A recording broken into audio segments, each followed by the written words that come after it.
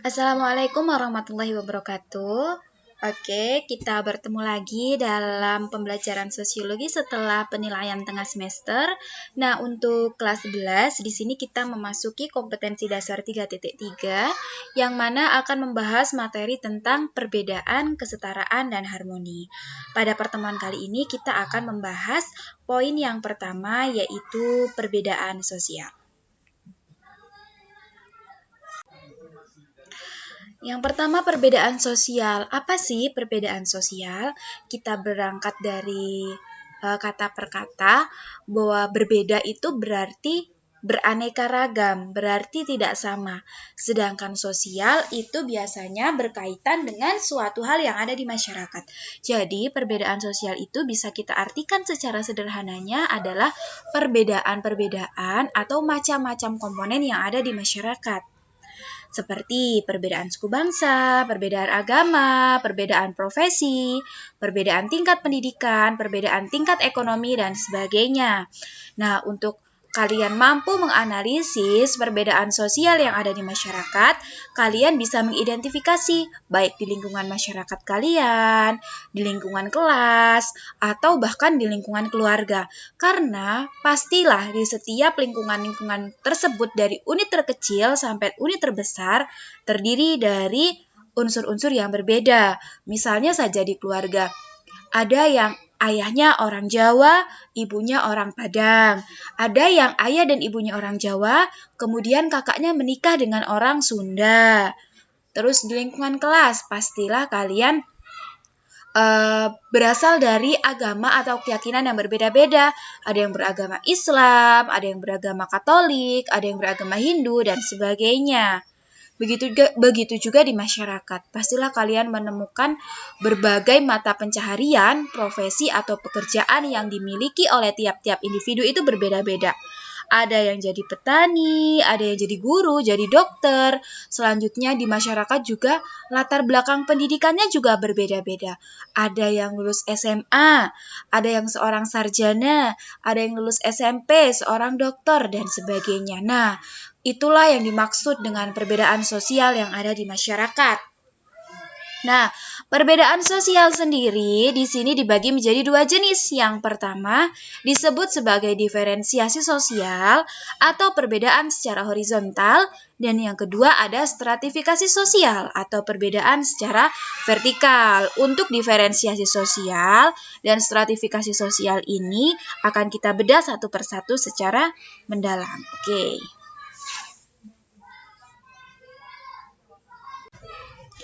Baiklah, yang pertama di sini kita akan membahas dulu tentang apa sih diferensiasi sosial.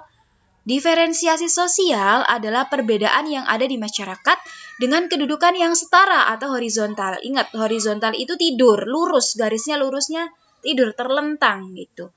Nah, berarti ketika garis itu lurus, antara satu pangkal dengan pangkal yang lain itu kedudukannya sama. Gak ada yang lebih tinggi, tidak ada yang lebih rendah. Itulah yang dimaksud dengan diferensiasi sosial. Bahwa walaupun berbeda di masyarakat itu, tapi kedudukannya sama. Gak ada yang lebih tinggi, gak ada yang lebih rendah. Nah, diferensiasi sosial di masyarakat itu dibagi menjadi 3. Yang pertama, diferensiasi berdasarkan ciri fisik. Di sini ciri fisik berarti suatu hal yang bisa dilihat oleh mata kita nih. Misalnya warna kulitnya, atau bentuk tubuhnya, bentuk rambutnya, bentuk warnanya, dan sebagainya. Yang kedua berdasarkan ciri sosial. Nah, ciri sosial ini biasanya berkaitan dengan pola perilakunya. Biasanya, orang yang pekerjaannya sebagai nelayan itu mempunyai pola perilaku yang berbeda dengan orang yang berprofesi sebagai guru. Gitu. Yang selanjutnya, ada diferensiasi berdasarkan budaya. Nah, budaya ini biasanya berkaitan dengan pandangan hidup, ideologi, atau sistem kepercayaan, dan sebagainya. Nah, untuk jenis-jenis yang 3 ini nanti kita akan bedah lebih dalam apa sih secara khususnya. Kalau dari 3 ini kan masih secara umum, nanti kita akan pelajari secara khususnya di bentuk-bentuk diferensiasi sosial yang ada di masyarakat. Baik, untuk diferensiasi sosial yang ada di masyarakat, di sini Ibu hanya tulis poin-poinnya ya. kalian dengarkan saja penjelasan Ibu, yang penting dicatat. Jadi nanti kalau ulangan kalian tinggal buka catatannya. Yang pertama bentuknya berdasarkan ras. Tahu ya ras? Ras itu biasanya berkaitan atau sangat mempengaruhi daripada ciri fisik seseorang. Misalnya orang yang berasal dari ras Negroid itu cenderung memiliki kulit yang warnanya lebih gelap. Sedangkan orang yang berasal dari ras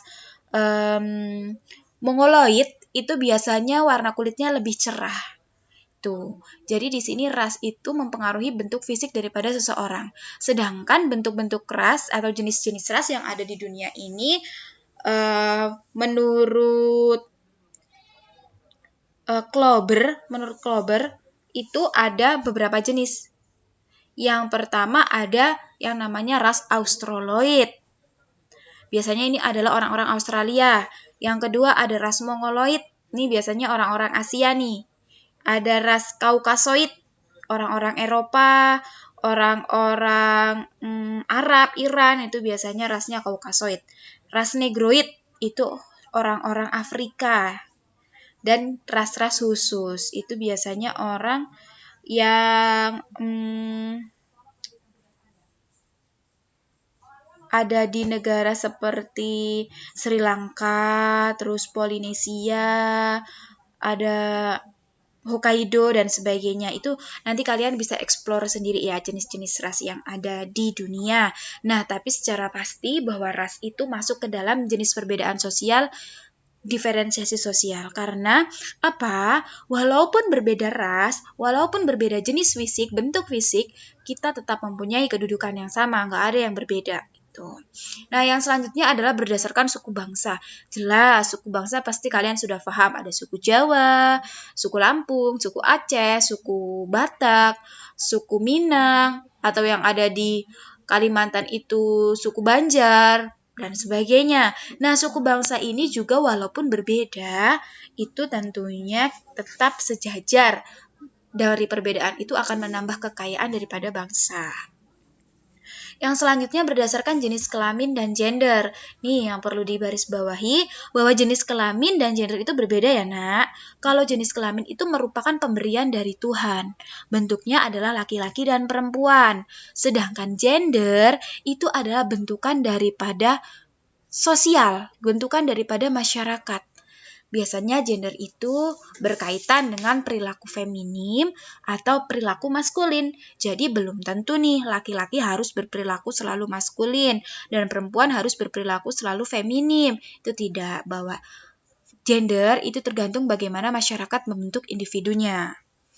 Nah, yang selanjutnya adalah berdasarkan mata pencaharian atau profesi.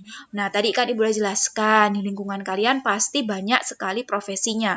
Ada yang jadi dokter, ada yang jadi petani, ada yang jadi pedagang, dan sebagainya.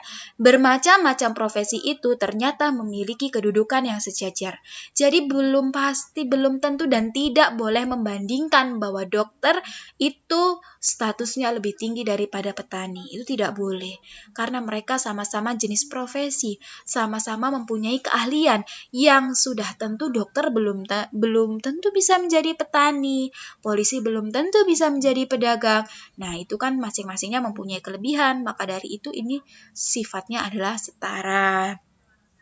Nah, yang terakhir adalah diferensiasi berdasarkan agama. Seperti kita tahu bahwa di Indonesia, agama yang dilegalkan itu ada 5, ditambah lagi dengan kepercayaan.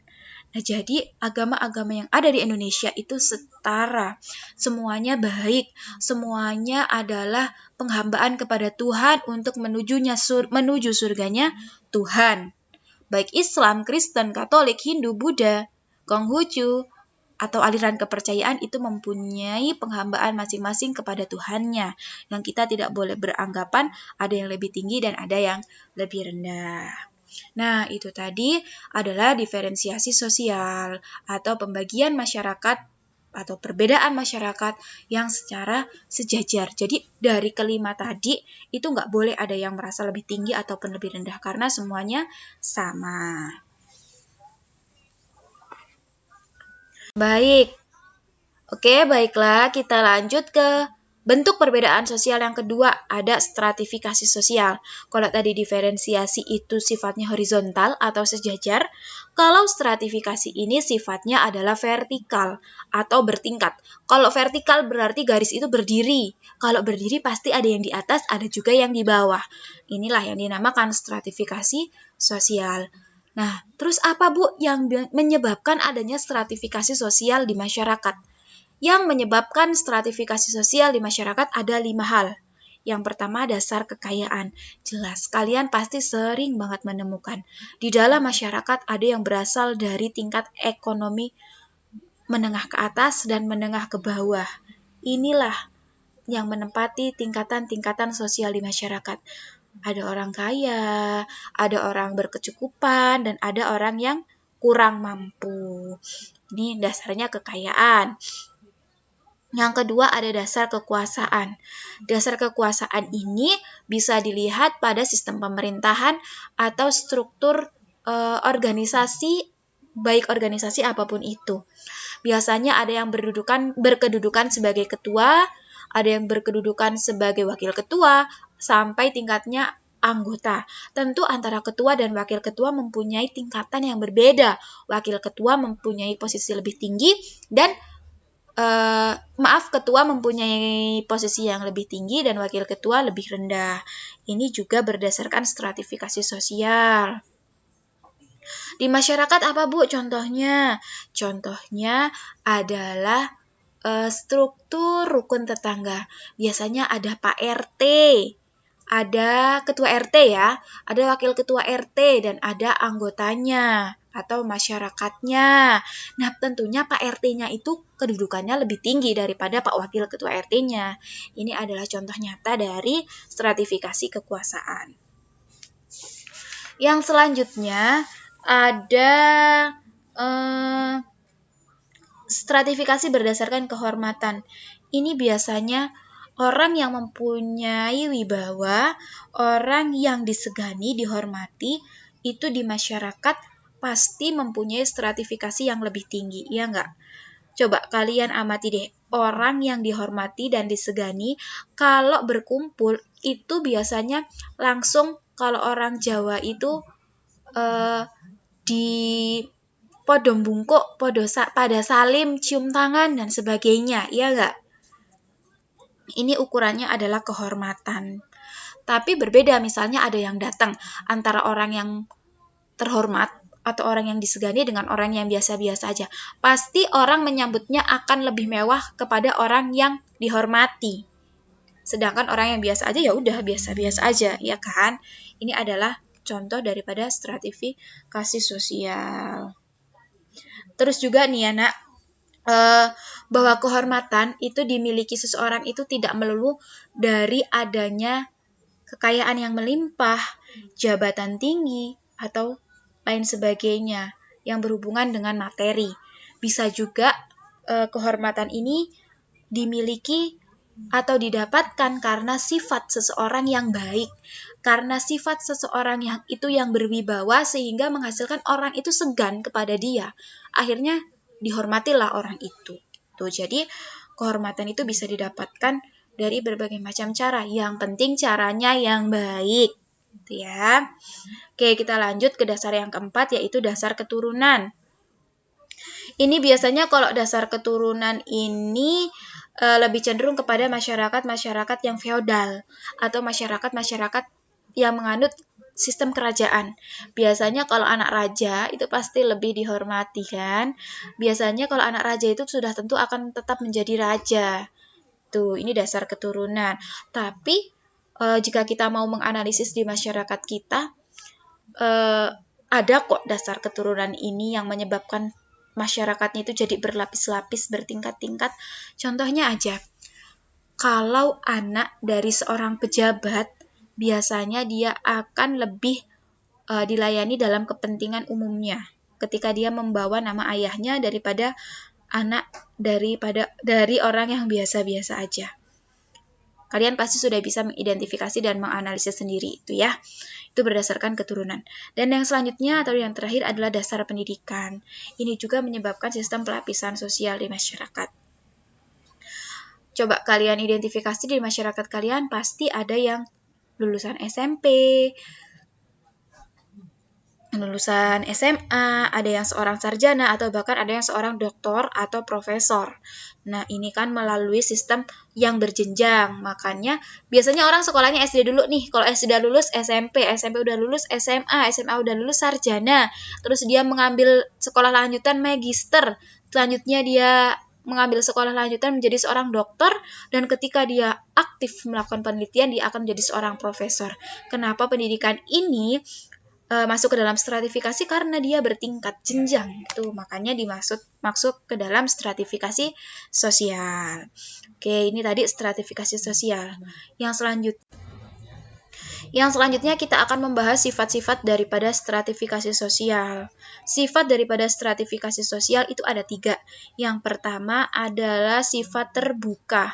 Artinya terbuka di sini bahwa setiap anggota masyarakat bisa berpindah status sosialnya, bisa berpindah strata sosialnya dari golongan bawah ketika dia mau berusaha, belajar terus. Misalnya dia anak orang nggak mampu nih, dia belajar terus rajin, pinter, sekolahnya bisa tinggi, terus dia menjadi orang sukses, dia naik menjadi strata yang lebih tinggi daripada orang tuanya. Ini masuknya ke dalam stratifikasi sosial yang bersifat terbuka. Nah, ini gambarnya. Gambarnya jelas, kalian perhatikan anak panahnya. Bisa ke atas, bisa ke bawah, bebas. Berarti ini terbuka. Yang kedua adalah tertutup. Artinya, stratifikasi sosial yang tertutup ini, dia nggak bakal bisa berpindah dari lapisan satu, dari tingkatan satu ke tingkatan yang lainnya. Jadi kalau dia dari golongan rendah ya bakal rendah terus. Kalau dia dari golongan atas ya tetap di atas terus. Contohnya biasanya ini ada dalam sistem kasta. Jadi kalau orang dari kasta bawah ya udah. Kasta apa biasanya kalau di bawah itu Sudra misalnya. Ya udah dia seanak keturunannya kastanya Sudra. Berbeda dengan orang yang kastanya Brahmana. Dia ya Brahmana terus gitu. Makanya gambarnya kalian perhatikan nih. Ada garis tutupnya. Jadi panahnya walaupun melungker ini dia nggak bisa pindah. Karena ketutup garis ini. Itu ya. Nah, yang terakhir ada stratifikasi sosial yang bersifat campuran. Nah, stratifikasi sosial yang bersifat campuran ini memungkinkan seseorang berpindah pada bidang tertentu, tapi dia juga tetap ada dalam posisinya dalam bidang tertentu. Jadi yang berpindah bisa sebagian, yang nggak bisa berpindah adalah sebagian. Contohnya apa? Contohnya pada sistem kasta yang diterapkan pada masyarakat Bali. Nah, dari dasar keturunan orang Bali kastanya tetap nih. Kalau dia keturunan Sudra ya Sudra aja. Kalau dia keturunan Brahmana ya Brahmana aja. Tapi ketika melihat dari sistem ekonomi sekarang, di mana eranya sudah modern, masyarakat Bali ini walaupun dia dari kasta Sudra, dia tetap bisa berusaha mengembangkan usahanya, tingkat ekonominya, tingkat pendidikannya. Jadi secara keturunan dia tetap, tapi secara ekonomi, secara berpendidikan dia bisa terbuka. Nih kalian lihat panahnya, bentuknya, gambar sifatnya. Ya. Ini gambar dari sifat campuran. Nah, oke, itu tadi pembahasan tentang materi perbedaan, kesetaraan, dan harmoni. Yang pertama, kita mempelajari tentang perbedaan sosial, yaitu stratifikasi dan diferensiasi. Semoga yang kita pelajari kali ini bermanfaat dan berkah untuk kalian. Selanjutnya, mohon dipahami, bisa kalian catat di buku kalian masing-masing ya, penjelasan Ibu. Jadi, kalau ulangan, kalian tinggal belajar dari catatannya. Kalau ada yang belum maksud, kalian boleh tanya ke Ibu via WA boleh, via Google Classroom boleh, dan sebagainya. Jika ada yang kurang atau ada yang salah, Ibu mohon maaf. Terima kasih atas perhatiannya. Kita bertemu dalam materi selanjutnya, yaitu tentang partikularisme kelompok. Oke, terima kasih. Tetap semangat pembelajaran via daring. Kita berdoa bersama-sama. Semoga corona segera berlalu. Wassalamualaikum warahmatullahi wabarakatuh.